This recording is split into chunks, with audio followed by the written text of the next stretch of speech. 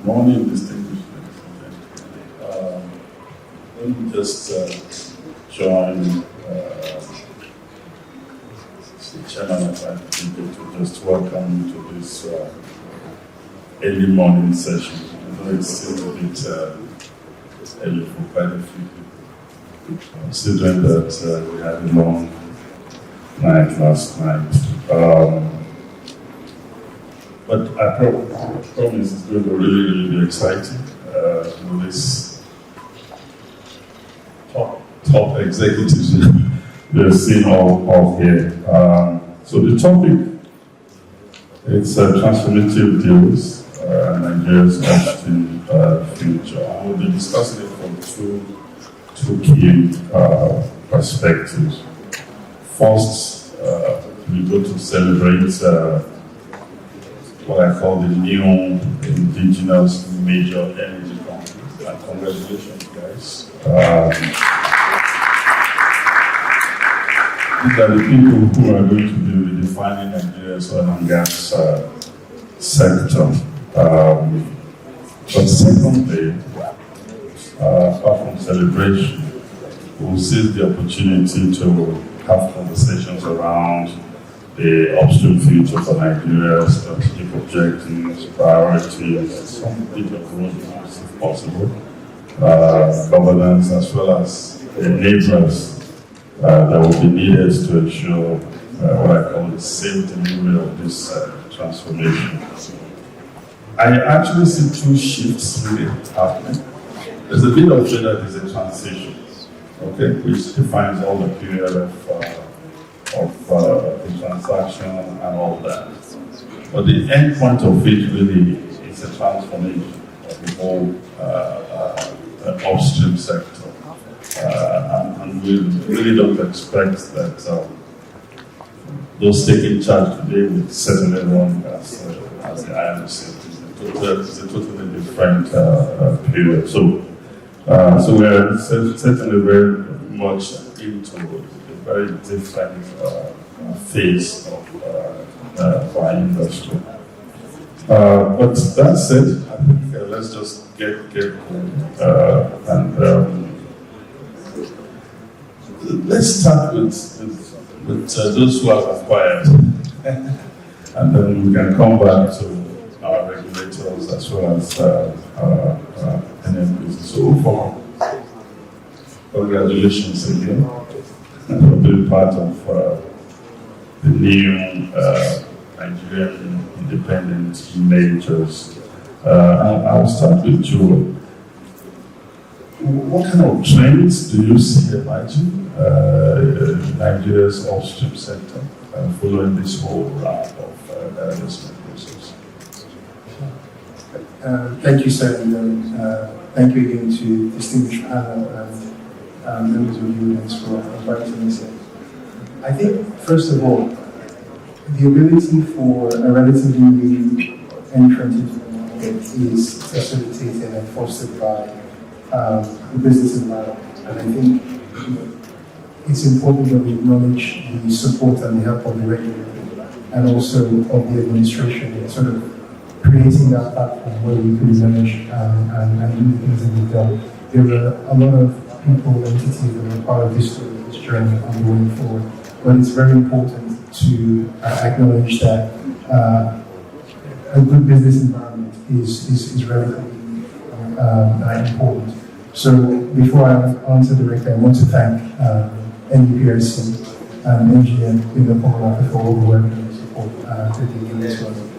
For whatever reason, there is competition now that wasn't available before. And so the high grading of the IOC portfolios where professionals are looking at projects on a standalone basis as opposed to securing resources across a geographic spectrum means that not only are the IOCs divesting, but this churn in portfolios will continue for a while.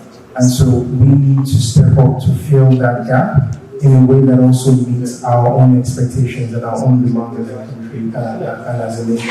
And I think, for the next generation of indigenous players, we have a shared responsibility towards our industry and also to our stakeholders in terms of ensuring that we can deliver value in a profitable and so on. Let me just stay on there in terms of portfolio, because one of the marked differences would be, unlike the international other companies who look at things from the global portfolio point of view, you new indigenous major companies in Nigeria mainly will be looking at things from the portfolio you have in Nigeria. How do you see that basically going forward in terms of answering the question that the chairman of IPPD really asked that we should discuss at this time? So I think it's important to look at it from where we're coming from. So this is, I would say, the third or the fourth divestment cycle. And the difference between this cycle and the previous ones is that we're no longer taking single asset risk. Historically, when we divested from IOCs, the IOC would sell you one field or one OML. And in that vein, you would then be dependent on third-party infrastructure for evacuation, which you didn't control. So in addition to taking the traditional risk on subsurface engineering, etc., we were, in a sense, boxed in, right? And having to live and die on the likely outcomes of one well or a couple of wells is something that has, I wouldn't say has hampered the industry, but it limited the optionality. And in this instance now, I would say that for most of the divestments that have happened, they are portfolio transactions. And that sense of optionality is what will allow us, breadth and space. And so I'm a lot more optimistic about this divestment cycle. And if I look at, for example, the ability in this instance, which is something we couldn't do previously, for collaboration between the different IOCs, where there are shared interests in terms of marginal fields, strata fields, and also opportunities to share and develop infrastructure together. So I think that the overall nature of this divestment cycle lends itself to a de-risked environment where we are hopefully able to play with a lot more breadth and scope. Nigeria is big enough. We may not have assets in other countries yet, but I think there's enough in country for us to play. Thank you very much for that. Roger. Let me say congratulations to you too. I think this is about your own second or third round of acquisitions. But how do you see, or how have this recent one, this particular recent divestment, altered the dynamics of the Nigerian upstream oil and gas? So, thank you. Morning, everyone. But let me also start by thank you. I always like to start with thank you, recognizing, it's only possible when you have alignment with regulators, government, partners, and everything else to get these deals over the line. It's very important to recognize that, and I'm going to work on. I'm going to get into that in a second. Seplat is a teenager, I guess you want to call it that. We're 15 years old. We're quite young. We're older than some and not as old as others. But we've been around for a bit and we've gone through a range of different divestments. And I think what we've achieved as a company is that one thing's very clear, right, is below ground, best in the world. And that's what we're all dealing with. So that's a really positive thing around Nigeria, is subsurface opportunities is vast. And that is not just, the onshore and shallow water is mature, and there's a certain way of getting after that. Sure. But in the deep water, these deep water opportunities are ranking right up the top of the IOCs. This is why they're staying, and they're going to continue to do the deep water. We need everyone. And with us at Seplat, I think our success has been around a range of different things. One is having a very clear strategy, having the right level of governance around the company and the intent around that, and having the right people. And probably I should put people first. People, and that's what these divestments, by the way, are bringing the latest round. And sure, in asset divestments, you've got some people, but not that many. In the latest rounds, we're buying companies, right? So to set that, we bought Mobile Producing, and in that comes 1,000 people. And these people have been extremely well trained, they're extremely focused, and they were there when ExxonMobil was producing almost 700,000 barrels a day. They were there, right? So the people bring that value, that knowledge, the experience, and excitement. The partners' alignment is so critical, and that's quite a big change recently.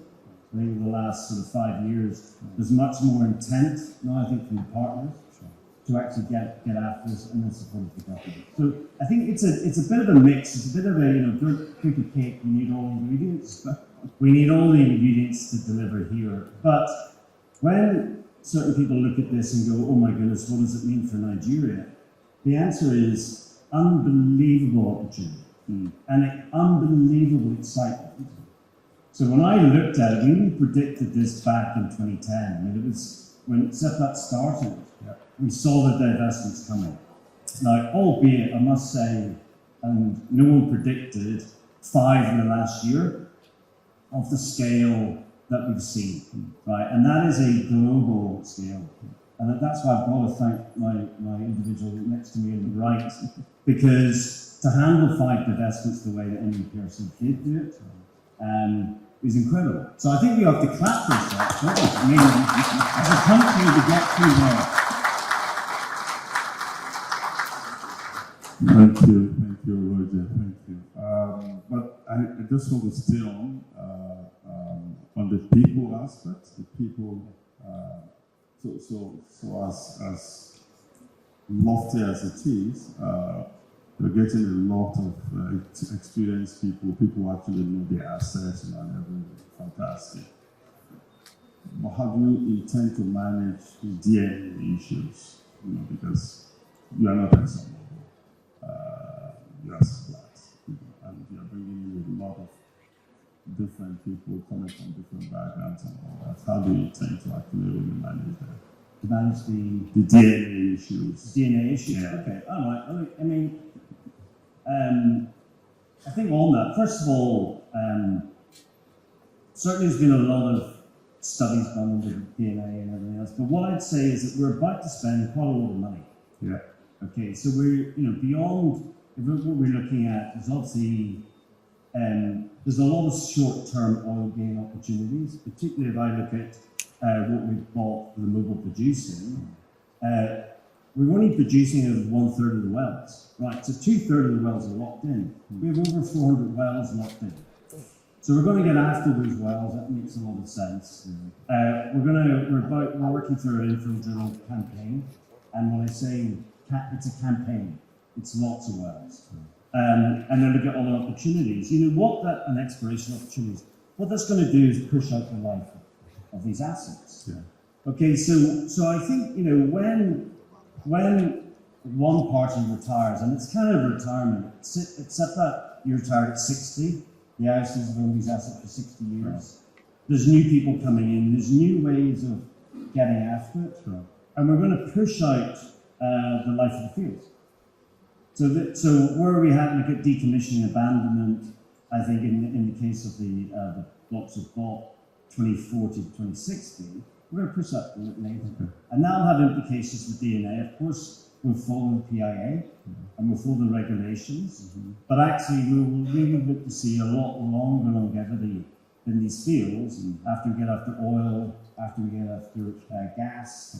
And the exploration, I think one thing that we've seen on our legacy assets that we bought in 2010 is, we need to start to now look at exploration opportunities in scale. There's a lot more, we believe, in the deep. There's a lot more potential, and I think that will then transform and create a longer life for these assets. Thank you very much. I thought we were giving a round of applause for that. So let's go to NNPC. Nicholas, thank you for joining us, sitting in for Mr. Kiari. I know that at this time you are neither buying or selling. But that's okay. That's okay. But one major shift that certainly will change for you is the fact that you are going to be having totally new partners. So it's no longer the ExxonMobil, it's not the IG, it's not the Total of this world. How are you preparing for that? Yeah. Okay. So I look at it. I mean, in the upstream business in NPC, we've got two sides. One is the knowing side, which has been dealing with the IOCs. Those where the new partners are coming, like Seplat for the second. And then if I go to NEPL directly, we have one. So if I answer on the side of NEPL, I mean, for me, first it's not a new partner. No wonder was already there in the asset, so which is a good thing. It's an advantage for them. I think that's one of the benefits. An existing partner was very well the asset coming in, so I don't think it's going to change. I don't see any challenge on that in terms of relation and having them on board. I think even the other assets, if we speak for names in this case, but Seplat is also a well-known partner. We know everybody in Seplat. In many years we got Seplat West, we know exactly how to work together. We know their way of working. We've got good engagement. It's the same on. So the good thing is that actually you've got companies who already have existing relationships. So I don't think for me, I don't see that as a challenge. It does require a lot of preparedness. I think if I look at the challenge, I see a lot of positive for those companies coming. But they will face the same challenge as we all have in the supply chain and the people aspect. I think we need to make sure, for me, the funding side. We have to be careful about. That's a different probably with IOCs. So that's where I think the focus will be, at least in NEPL, make sure that the funding is there. Sure. That's really the big question mark. Sure. And we're going to be talking about financeability and funding in the course of this morning. So let me go now to Engineer Komolafe. You remain our chief watchdog for the upstream sector. With the exit of these IOCs, how do you see Nigeria's regulatory environment adapting to supporting local players? Because I think definitely they will need a lot of hand-holding the next 3 to 5 years, even maybe more. I just want to know how you see the regulatory environment adapting to supporting all these new indigenous major companies. Thank you very much, everyone, for having me, and thank you, the moderator, this morning. For us as the regulator, the NUPRC, with the divestment, that's the 4 divestments having taken place, we are quite prepared to uphold the new entities in a manner that we're able to unlock the huge potential, that is our hydrocarbon potentials in the industry. And I must say this, and that is going to answer the question by the lead speaker, that is the chairman of IPPG, and you raised a very important question which aligns with the question raised by the moderator, which is very key. Given the fact that these 4 divestments holds huge potential for the that is achieving our target as a nation, that is our production target. I want to say that is the first instance that we have put in place structured approach. If you look at the way we actually handle the divestment itself, we envisage that is post divestment challenges, I will put it, that is making the divestment successful, the structured approach that we proactively put in place. Like, the regulator put in place several key pillars. So if you examine each of these key pillars, they are very futuristic and proactive in nature. For instance, one of the key challenges that could make or mirror that is the divestment, post-divestment life, is the technical and financial capability of the acquiring entity. So we are proactively emphasizing that without the capability in terms of the technical and financial capability of the acquiring entities, the divestment might not be successful post-divestment life. So the regulator has ensured that, first and foremost, the acquiring entities must possess the that is technical and financial capability. And that is why we made sure that we diligently scrutinize the submissions by the divesting entities. And of course, we're able to do this on record time. Another issue that could make or mirror, that is the divestment, post-divestment life, of course, is we are having industrial relations issues, that is, industrial relations issues, and of course, host community issues. These are very key issues, again, that would retard the, that is progress, that is acceleration of implementation of the divestment. Again, we put in place structured measures to make sure that these the divestments are not encumbered in any manner in this respect. Then, aside from that, very key, we recognize that there is the need. Of course, we are lucky in the manner that the four entities that is acquiring entities are not going on in the business. So they are entities that, in terms of possessing good corporate governance, so we can say that about the acquiring entities have been supplied by a number of them, they be in the industry, so they quite understand the DNA of the business. So they have good corporate governance. So in one of our regulations, of course, we try to address to ensure that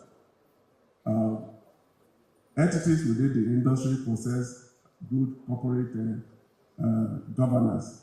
Then aside that, like I spoke about the host communities, what we try to do in terms of ensuring that post-divestment, or let me put it this way, that the acquiring entities do not carry, that is the burden of pre-divestment liabilities in the old divestment plan, which is very key.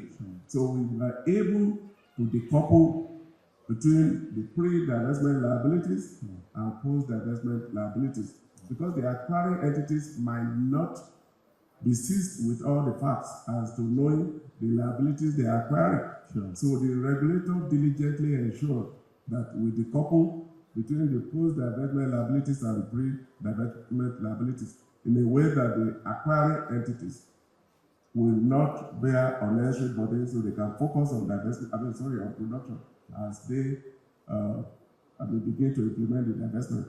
For instance, we separated, we decoupled between that is decommissioning and abandonment obligations between the divesting entities and the acquiring entities. So we ensure that the divesting entities fulfill their obligation as relates to pre-decommissioning and abandonment obligations, so that the acquiring entities don't have to grapple with that as they begin to implement the divestment. Same for the host community obligations. So we equally try to decouple to make sure that the acquiring entities will only focus on their host community obligations when, they take over. So we had thorough engagement between both parties to ensure that all these liabilities are properly situated. So that is very key. Because these are issues that could that is the implementation of the divestment. Of course, we follow the trend in other nations that have gone through the rounds of divestment. If I will closely look at the situation in Venezuela, that is the divestment in Venezuela, the one in Saudi Arabia,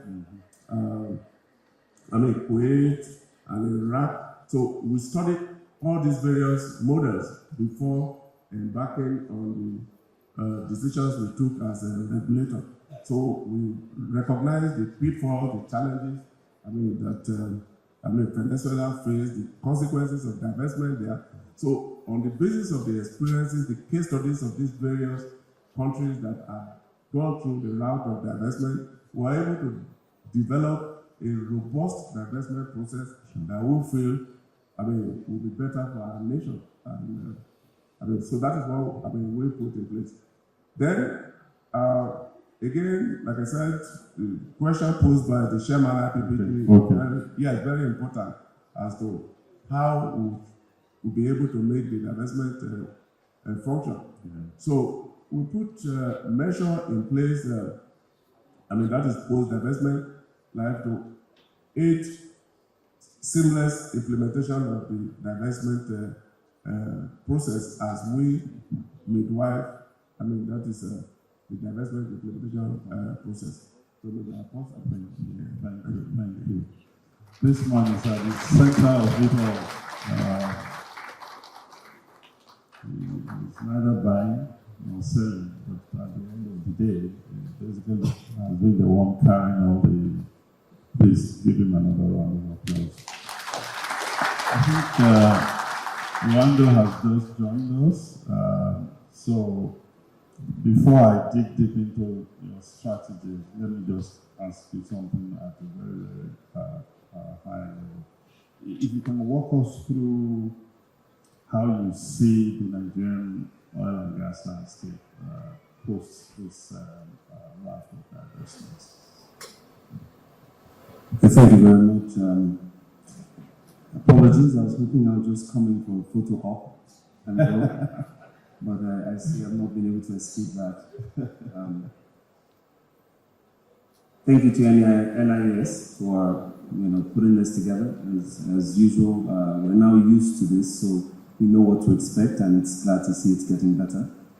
One of the fundamental things that we see post-divestment, and I talk about this all the time, is sometimes things need to get really bad for everyone to get serious about the problem. And I think as a country, when we hit the lows of 1 million barrels, 700 was what I had, but 1 million is what we say pretty much was our lowest point. I think at that point, everyone realized we were on our way to bankruptcy as a country. Sure. And if we didn't do something about it, then we would certainly not be able to tell a history, at least for those in this room, that represents some of the efforts we have brought to bear. And I think that resonated with not just the regulator, but the IOCs, local indigenous companies, and all the parties involved. And for the first time, there is a true alignment in purpose.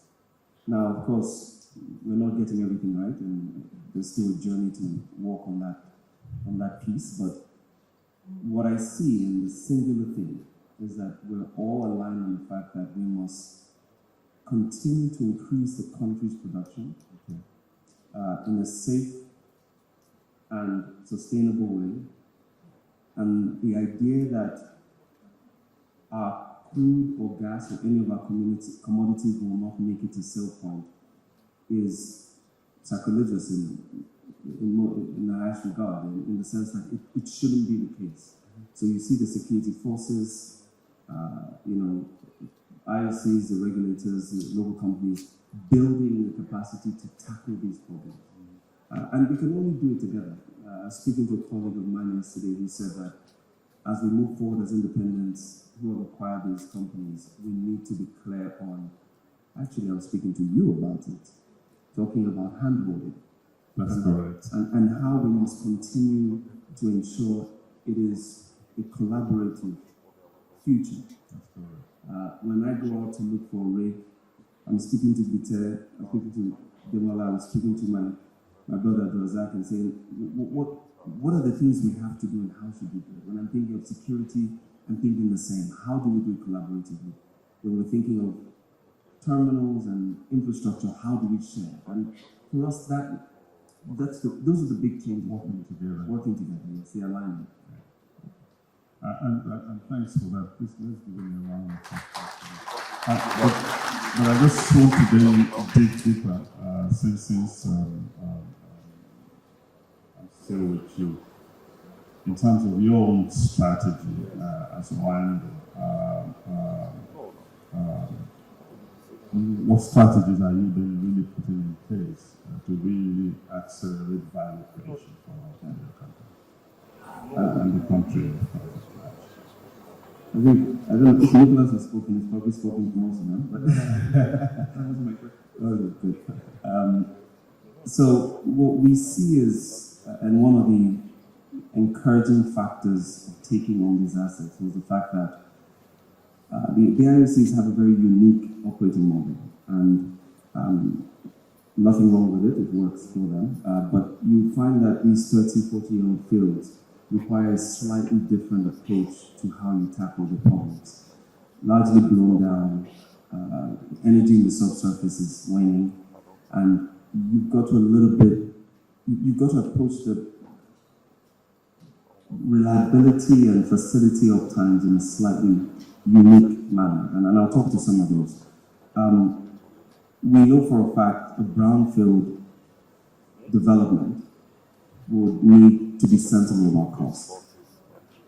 We also know that for those molecules to get to some point, we need to have uptime. And if you take those two components alone, the cost base of the larger companies, the IOCs, just can't carry the journey. So our approach is very simple. We optimize the base, which is improve every single molecule behind pipe and get it flowing through our local engagements, working with the security forces, and ensuring that we have a sustained flow, because that's typically what impacts your average and all the other elements that we calculate numerically for production. We then have a very lean approach to project execution. And I say lean because, again, we've dealt with the issues of bureaucracy. We've seen the presidential executive orders come to address some of those issues. But we're planning and engaging more. So my partner sitting right next to me, we have a very clear idea of what we're going to do over the next 5 years. We're planning for what we're going to do over the next 3 years. Collaboration. And that really is at the core of it. The other elements are just in the execution excellence. We don't have a lot of time. And as a country, we certainly don't have the runway not to hit those barrel targets that we've set ourselves. So for us, everything is relatively urgent. So the cycle times for the executions are much shorter than we've experienced in the past.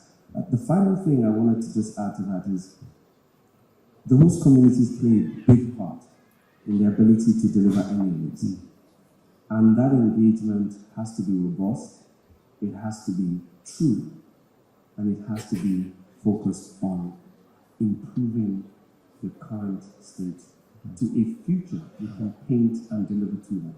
Now that for us is very important because in some of our other marginal field assets, we've been able to achieve that. So taking that over and replicating that on a much larger scale is our approach. So that sort of summarizes how we do it. Thank you very much for that.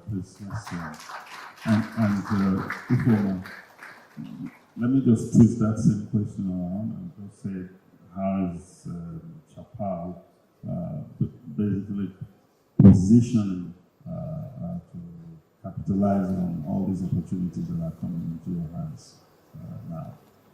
Thank you, sir. I think for especially production.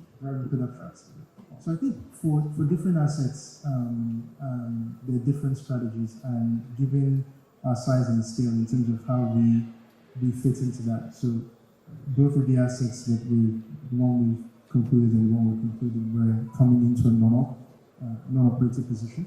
And so I think the first thing is you want to have a very robust and dynamic relationship with your operators to ensure that you are essentially in a position to add value in terms of how you engage, etc. I think the deep water asset is quite a significant position, and if you look at the resource base in terms of what is currently being produced versus what can be produced, I think the discovered undeveloped resources by a factor of 3 outweighs what we're currently producing. And so from our perspective, the primary focus is saying to the current operator, which is Chevron, what are the things that we can do to help? How can we be helpful? As a smaller local player, how can we help facilitate the process of operating this asset, given idiosyncrasies like dealing with MCDMB, getting your permits on time, dealing with the regulator. And it's not to say that they are not able to do these things themselves, but I think it's just a question of, some things we can be more nimble with, and other things we want to be able to sort of facilitate and help in that conversation. Now, looking at the discovered but undeveloped resources, I think this is where we play a key role, and it's going to be where the bulk of our efforts is focused on. A lot of these assets are gassy, and Nigeria has a unique role to play in what we call the emerging gas OPEC. So if you think about OPEC as a body today, it controls 38% of global oil production. And with price cuts, OPEC effectively can move the price. But if you look at the global gas market that's evolving, between now and 2030, all FID for FLNG LNG projects is controlled by 3 countries. It's the Qataris, the Americans, and the Australians. So the gas OPEC is going to be significantly more powerful than the oil OPEC that is. They may not call it OPEC, they may call it something else. But I think there is a global oligopoly around gas, and Nigeria is not yet part of that evolution, even though we have a resource base that should put us right at the heart of that. But probably more compelling for me is the fact that from a logistics standpoint, Nigeria is about just under 5,000 nautical miles from mainland Europe, and all these other players have much longer distances to travel. So our molecules are cheaper, and we will beat Henry Hub by $1, $2 every day of the week into mainland Europe versus these other areas. So it creates an opportunity for us to create a new business market that is part of a transition into a cleaner energy. As an African and Nigerian, we see gas as our transition fuel. And again, this is not to lower the importance of alternative sources of energy like wind and solar, etc. But I think it's important that we recognize that there is no high-income country in the world that has a low energy intensity. So we need to develop our energy resources for our use and also to grow our economy. So unashamedly, we are oil and gas people, and we will drill.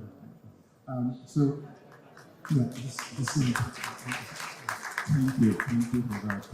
So in looking at the discovered but undeveloped resources, this is where we focus on. And for me, it's about ensuring that we can bring this asset into that development pipeline.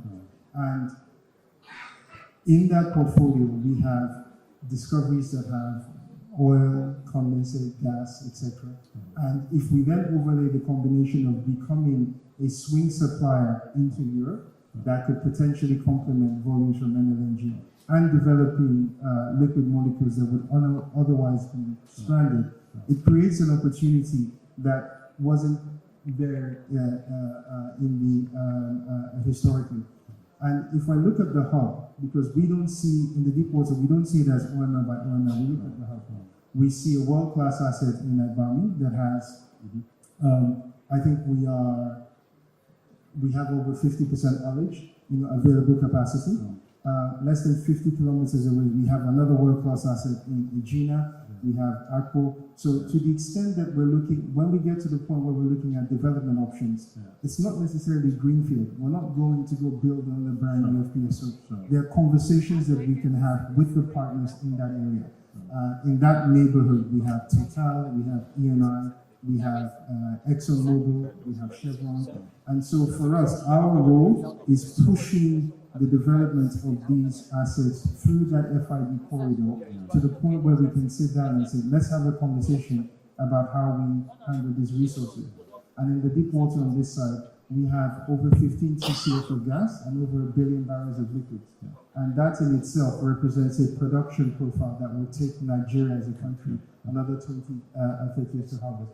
So this is how we see ourselves working with Chevron and the partners on the deep water.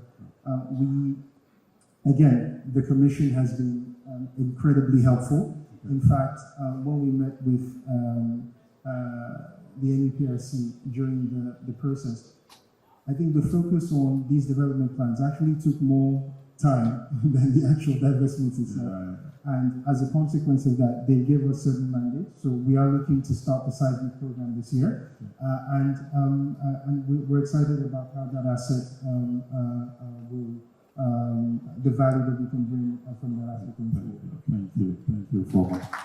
And I really like the fact that you actually went into gas, because when we talk about production growth, it's not just oil, it's also gas, and especially deep water gas. So thank you very much for that. I just want to give Roger also the opportunity to answer the same question in terms of strategies for Setland, in terms of actually bringing production growth to realization. Then we can begin to wrap up. 2 minutes. Okay, I'll try to be summarize here. It's pretty clear. It's on 3 levels. So the first level is upstream oil and gas, and of course with this new acquisition, we're going to get after and grow production, not just on existing assets, but also the new set new assets. But at the same time, we need to decarbonise that. We do need to be very mindful of ESG and look to eradicate Scope 1, Scope 2 emissions. Is very important. That's really important. Access capital and other, and to be also a responsible operator. So that's one level. Next level is obviously gas. And for us, we invested in gas in 2012 when only an idiot would have invested in gas in 2012, because there was no value to it, but we saw the future. And we saw, and gas, you can't state it enough. I know it's transition fuel globally, right? But the reality is it's real in Nigeria, that we need power, right? So we need electricity. We can't create jobs, we can't create healthcare and education and advance the nation without electricity and affordable, reliable electricity. Yeah. We need a feedstock for that electricity, and yes, there might be some renewables and everything else, but it's going to be gas, right? And so for us as a company, whilst we have a domestic supply obligation, all of our gas and the legacy assets is domestic, right? So we'll have an operations alongside our partner, 850 million scuffs a day producing this year. Have I added in the Exxon assets, which is in Mobil, we're almost will be a BCF a day, okay? And we want to grow that massively. And so there'll be a mixture of domestic gas, there'll be export, there'll be all the products around gas, and there'll be CNG, LPG, around that.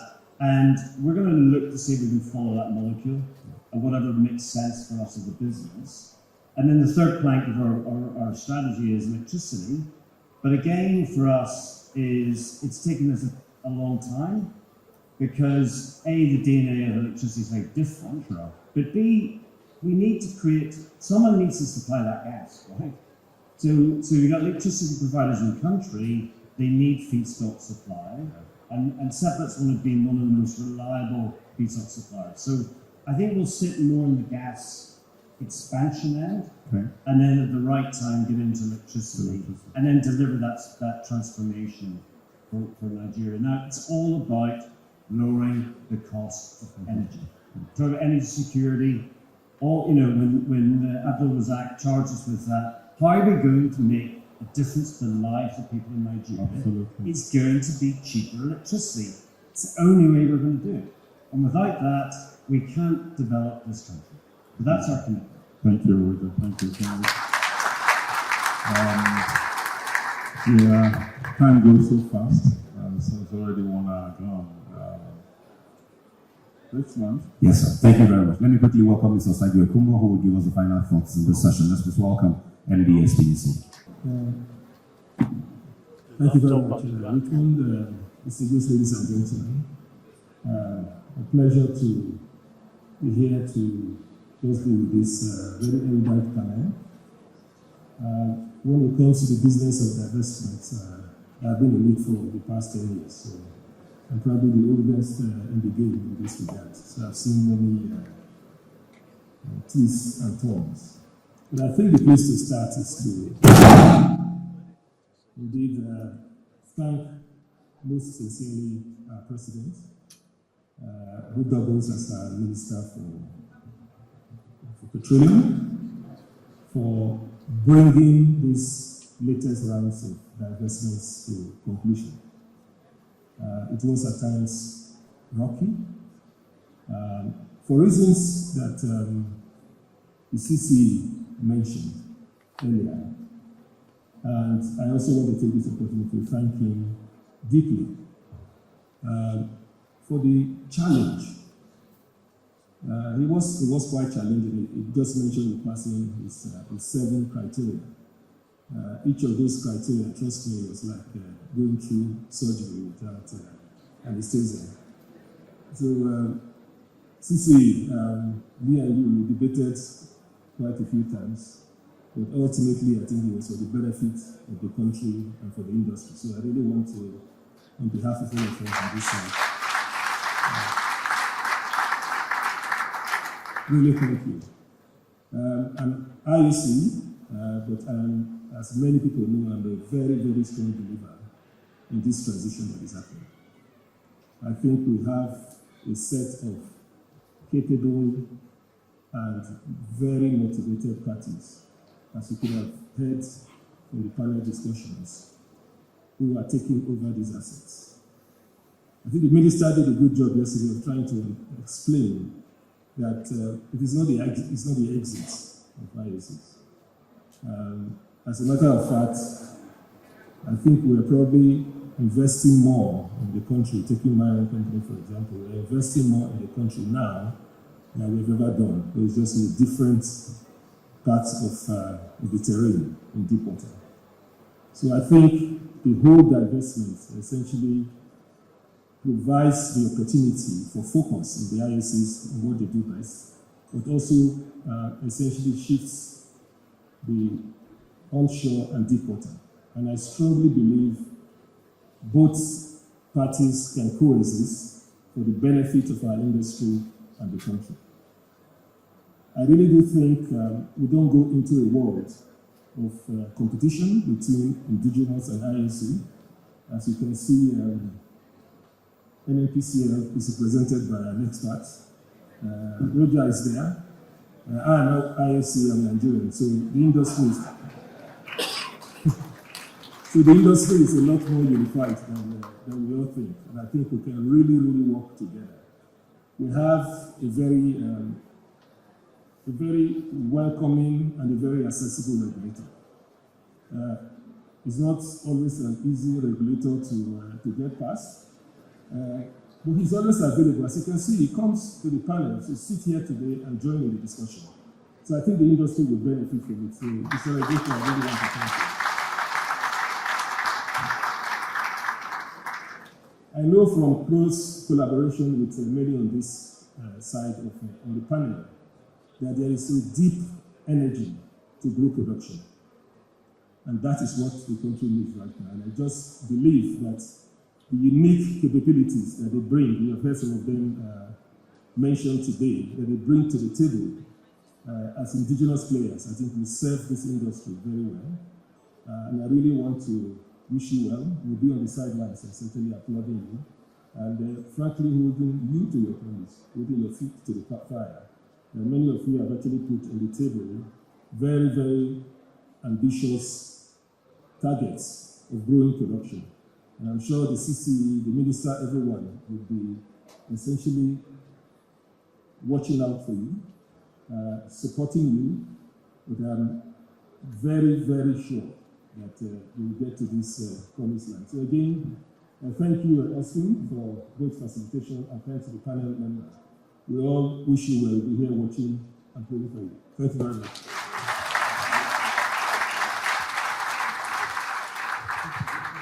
No, just now. Please, can we have the Apple Secretary General do us the honor of presenting Mr. Osagwe's plaque to him? Mr. Kumbo, yes, there you go. Apple Secretary, please present this to him for speaking on our panel this morning. Thank you very much. Thank you. Mr. Kumbo has to leave now to attend to some other business matters out of Abuja. So, thank you very much. Let's give them a round of applause, the panel, ladies and gentlemen. Thank you, Mr. Lawrence Ala, for understanding and working with us. Thank you. We needed to allow him go so that we can give you a plaque now, so we can just end the panel now, correct? Yes. Thank you. SG, I'll still coming back in a second. I just want to give the panelists 1 minute each, because there were some questions that didn't actually really come out, and they just want to say one or two things around them. So I'll just start from, we'll just walk our way. So just 1 minute to wrap up, and then we'll thank you, Excellency. Thank you. I also think we should get a prize for who sticks to the 1 minute. I agree with you. I'll be giving the prize. Your time starts now. Good. Just the way the time has started, I think the industry's clock has just been reset. We truly hold the future of this country in our hands, the future of any forms of divestment, and truly prosperity for Nigerians. I think across this entire panel set, I see a group of people I've had to also work with in the last 18 months, and I know very few that are better than them in the world. So we have the team, we have the impetus, we have the alignment, we have the country, and we have the president that's interested in driving this right from the top. So my final words would be, let's just do it. Thank you. Let's just do it. Thank you. So I think his key word is alignment. Actually, you didn't ask about NEPL strategy, but if I talk about NEPL strategy, it's very similar to what Roger and Alex have explained. So I think alignment is key. And as I said before in my intervention, I see personally it positive what is happening in divestment. I'm sure we're going to see a lot of production growth with the new players. We know them very well, and I think that alignment, that's what we've been doing at least in NEPL, and we've been very closely, we know exactly what we're going to do in the next years. And I'm sure it's going to be very, very positive. And we'll see the big results actually in the short term. We should see that already happening. So again, for me, the final word is positive transformation. Thank you, Nicolas. So it's alignment. Roger? Okay, I was going to say it's a renaissance, but that name's already been taken. So I'll drop that one and call it a new dawn. I think it's a new dawn for Nigeria and the people of Nigeria. I think now we have much more alignment than we've ever had, certainly since I've been here. In the IOCs, the indigenous, the government, the presidency, the drive to get this out. And we're going to transform Nigeria. Nigeria is extremely exciting. The desire to get the production up to 2.75 to 4 million barrels. It's very achievable, and we're all going to do it. And the pledge I bring here today is that that group is absolutely going to be a very dominant part of that growth in the future. Thank you. So it's a new dawn. Ufoma. So I think most of I think the pertinent themes have just have been spoken on, and I don't have too much to add to the themes of renewed sense of confidence and also the need to collaborate and so forth. What I will say is to the government and the regulator, thank you again, NNPC, NUPRC, and the presidency. Please continue to support us, and we look forward to ongoing supervision, involvement, etc. But I think the government, you play a key role in everything that we have done and the things that we hope to do. So we continue to solicit your support, and we thank you again. Thank you, Ufoma. So it's collaboration. Sisi. Thank you. Well, I want to say that a regulator gives oxygen to an industry. Oh, wow. You have a nation, you have an enabling president, and you have a regulator that is determined, committed, willing to give oxygen to the industry. Recall in my presentation at specifically cited the example of Venezuela model under President that is Hugo Chavez. So comparing that situation to Nigeria, remember Venezuela is very rich in hydrocarbon. At the point Venezuela was doing 3.5 million barrels, but the investment could be a bitter or a sweet pill. Venezuela, the production dropped from 3.5 million barrels to 1 million barrels. That is in the late 20s. Yeah. So, but in our own case, like I mentioned, we have put in place a robust framework, both pre and post divestment, confidently in a manner that we feel that this divestment will be, a sweet pill for our nation, and that it will be a means of unlocking our huge hydrocarbon potentials. So, for us, equally as a regulator, we are completely committed to teamwork, to leverage on the power of team effort, like all the other panelists have said, talking about power of collaboration, collaboration, collaboration. Even our Project 1 Million Barrel initiative, the philosophy behind it is leveraging on the power of collaboration.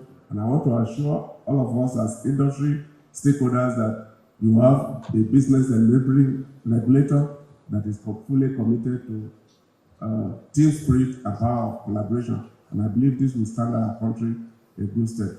Thank you very much. Thank you, Mr. Malaka. Lots of words there. I'll just pick out oxygen, oxygen, oxygen. Thank you very much. So please help me just thank. Thank you very much. Please, Apple Surgeons, please come help me present the plaques of thank yous to them. Let me begin with Mr. Adewale Tinubu, CEO, represented by Dr. Aymoje. Thank you for sharing your insights with us. Of course, Mr. Mele Kiari will be next, represented by Mr. Nicholas Lockhart. Please go ahead. Thank you for sharing your insights. Thank you very much. Next will be Mr. Roger Brown.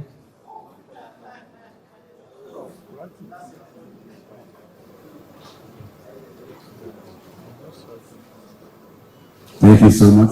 Let's move on to Mr. Brown. Thank you. Next will be the oxygenator regulator. Engineer Komolafe, thank you so much. Thank you so much. Next. Yes, Engineer Komolafe, thank you so much. Next will be Mr. Emmanuel. Starting big and thinking great. Thank you so much. So, Mr. Manuel, we're giving you two because last night you also were one of the winners of the Industry Recognition Award Deals of 2024. That was from last night's award. Yeah, please go ahead, give me a round of applause. One of the winners, there were three winners.